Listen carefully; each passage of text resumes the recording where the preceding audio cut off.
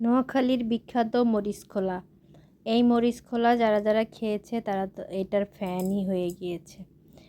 আমি তো খুবই পছন্দ করি।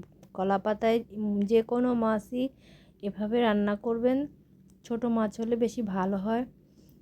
তো এটা কিন্তু আমার মায়ের হাতের স্পেশাল রেসিপি, মানে মা করলেই যেন এটা আমি বেশি মজা করে খেতে পারি। আসসালামু আলাইকুম, সবাই কেমন আছেন? আলহামদুলিল্লাহ, আমরা ভালো আছি। তো মরিচ খোলাটাকে কীভাবে করেন অবশ্যই কমেন্ট করে জানাবেন। আমি প্রথমে কলা পাতা এনে পরিষ্কার করে ধুয়ে কলা পাতার মধ্যেই সব মাখিয়ে নিয়েছি। এই জন্য একবারেই কলা পাতায় দেখাচ্ছি। প্রথমে পেঁয়াজ, তারপরে লবণ, ধনেপাতা এগুলো কষলিয়ে নেওয়া হয়েছে। এরপরে রসুন দিয়ে মরিচ যে বাটা, সে বাটা মরিচটা ব্যবহার করা হয়েছে। এটা কিন্তু রসুন দিয়ে বাটা শুকনো মরিচটাই ব্যবহার করলে বেশি স্বাদের হয়।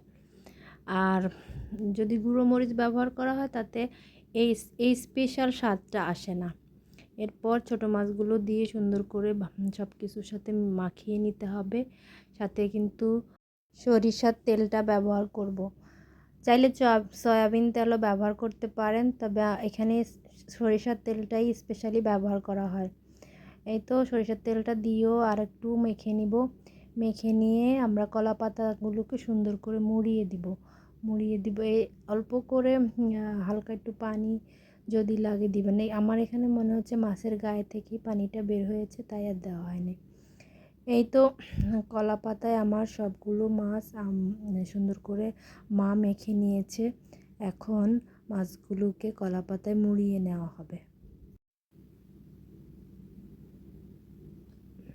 একদম সামান্য হাত ধুয়ে কিন্তু পানি দিতে পারেন।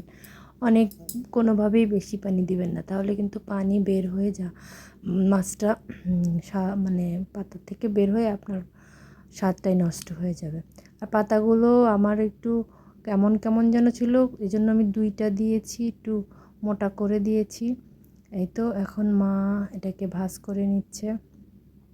আমি এই কলা পাতার ভাজটা খুব কমই পারি। আমার মা অনেক টেকনিক্যালি সুন্দর করে মিলিয়ে কিভাবে যেন ভাজটা করে নিয়েছে। আপনারা এই মাছকে কিভাবে কিভাবে রান্না করেন অবশ্যই কমেন্ট করে জানিয়ে যাবেন। আমাদের নোয়াখালী অঞ্চলে এই কলা পাতায় মরিচ খোলাটা বিখ্যাত। এটা কিন্তু শুধু যে আপনারা এই ছোটো মাছ দিয়েই করতে পারবেন তা কিন্তু না, আপনি চাইলে এটাকে বড় যে কোনো মাছ দিয়েও করতে পারেন। এভাবে ভাজ করে এরপর একটা তাওয়ার মধ্যে দিয়ে একটু পুতো দিয়ে চাপা দিয়ে দিয়েছি। এরপর উল্টে পাল্টে একদম পোড়া পোড়া করে আমি এটাকে মরিচ খোলাটা তৈরি করে ফেলেছি। উপর থেকে কলা পাতাটা এরকম পোড়া পোড়া হবে, ভিতর থেকে মাছটা এরকম ঝরঝরে সুন্দর পোড়া পোড়া হয়ে যাবে। এটা খেতে কিন্তু অসাধারণ হয়। আপনারাও বাসায় এভাবে ট্রাই করবেন। তাহলে এই পর্যন্তই। সবাই ভালো থাকবেন, সুস্থ থাকবেন। আসসালামু আলাইকুম, আল্লাহ হাফেজ।